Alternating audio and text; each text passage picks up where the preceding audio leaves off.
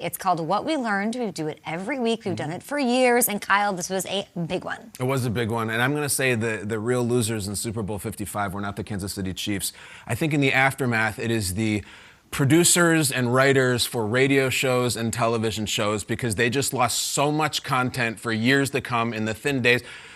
All the Tom Brady debates are done. They're just over. There's no more coming in hungover on a Monday and be like, let's throw Brady to the phone. Is he the greatest ever? It's a dead, tired topic.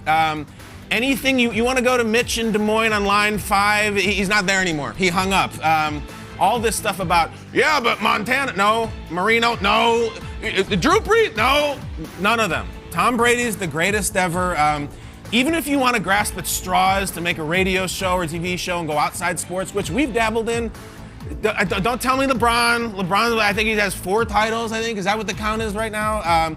Babe Ruth, it's desperate, it's pathetic, and I respect it because it's hard to come up with content. Blame Tom Brady. A 43-year-old man threw 3 touchdowns against the greatest team in the league in his first season in a new conference during a pandemic and won his 7th Super Bowl in 10 tries. This is the equivalent as if the Hall of Fame, Major League Baseball comes out and says, you know what? We're going to let in Pete Rose. He's in. No more debate. We're going to end the designated hitter. Michael Jordan tweets, guys, LeBron is better than me. Oh, LeBron's I'm really conceding. Really He's better than me. It's over. The NCAA comes out and says, ladies and gentlemen, we're going to pay all college athletes, male, female, all sports. It's over. What do you do as a show? I'm sorry, don't blame me. Tom Brady, the Wolfie and the Lunatic Morning Show in Clearwater, Florida, lots of luck. Blame Tom Brady, he's your guy. Those debates are done. Those segments are over. I got to come up with something new. But the NFL should have a draft lottery. It's over. They're announcing it tomorrow. They're going with a lottery, Peter. There's no topics left. Yeah.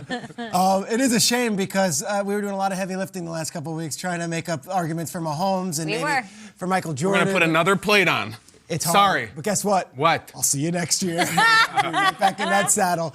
I learned something about the Buccaneers. Super Bowl champion Buccaneers made a lot of important acquisitions in 2020. Of course, Tom Brady, as you mentioned, is the biggest name.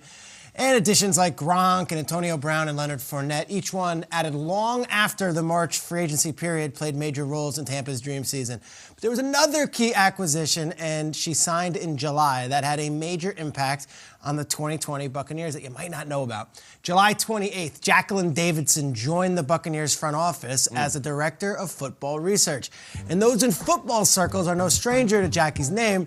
She spent 11 years with the Jets front office, serving multiple roles, and most notably emerged as the point person on the much celebrated Darrelle Revis negotiations in 2009 that Hard Knocks covered so well for NFL Films. She was in the chopper? Oh, yeah. She was very involved. Trust me. Her and Neil Schwartz, Revis' agent. Davidson started out working for the league office in 2004 and initially worked for then Jets GM Mike Tannenbaum, who gave her start, but also learned under John Idzik and Mike Maccagnan. And in her final years with New York, was friendly with a head coach named Todd Bowles. Nice. In July, the Buccaneers GM, Jason Light, looked at his front office and saw a free agent on the market who had been working as a consultant for teams and agents that he wanted to add to his team. So Davidson, who is trained and schooled in salary cap, was the point person for a lot of negotiations with agents for years in New York. She's also been in the trenches with both Bowles and another former Mike Tannenbaum protege, Mikey Greenberg, who works in the Tampa Bay front office. Davidson came along and made a huge impact right away. Analytics is the term that we use in football. And that's sort of what they put under her job title, but it's so much more than football research. Jason Light, the GM, described her as absolutely brilliant to me on the phone. And there were women coaches, officials, and trainers that were celebrated all the last few weeks leading up to the Super Bowl, and it's an awesome deal. There's also a woman in the Buccaneers front office who was another savvy offseason addition by that team who played a huge role in the roster construction of this squad. So get to know the name Jacqueline Davidson because she honestly could very well be the first full-time GM who is also a woman in the sport. I love it. Wow.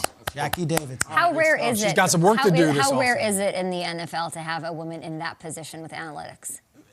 Very rare, very rare, and especially having a woman on the point person dealing with some heated negotiations with the agents. Jackie's done that for years with the Jets, but here's the deal. and I'm not saying others do, look for the attention. She refuses all interviews. They tried doing stuff with her. She's like, I am not talking to the media. You do not want to know my name. One of those deals. So if we can give a little shine to Jackie Davidson, the front office obviously would love to see her get some glow. And on our show, Jackie Davidson, you've arrived. Here you are. I mean, maybe Jackie Davidson's on the way out, though. Maybe she's on the way up. She just won the Super Bowl. Don't laugh. Yeah, I'm not. And when the Jets let her go, it was a lot of people around the league were shaking their heads and saying, well, that's ridiculous because she's as good as she is. So Tampa Bay got another great one. Better hold on to her. Absolutely. And Jets fans are saying, oh, there's Yep, another person well, that walked out our door that we'll laugh. went on to have success somewhere else. She's going to have a busy offseason, too. Her and Todd Bowles. They've got to keep some of that talent they there. do. Obviously, Shaq Barrett's a free agent, so he'll be one of them. But, you know, when you're talking about, you know, I'm here to learn. Sure. You know, I go back to my movie Sean. references, right? When you're a kid and you're at school and you're like, why do I have to learn this? Am I going to use this later on in life? You know, I mean, it's The simple Pythagorean math. theorem? It's, you know, right.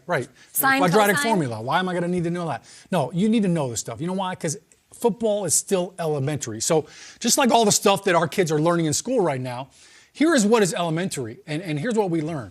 Blocking is essential. Yes, I know Tom Brady and our quarterbacks are important. Yes, you got to have a great quarterback, you got to have a great offense. But still, what we learned is that defense wins championships. Yeah. And if you can't block them, you got no shot. Here we so go, the Kansas Sean. City Chiefs, to your point, you look at what this Bucs defense did to them. All right, here's what we learned.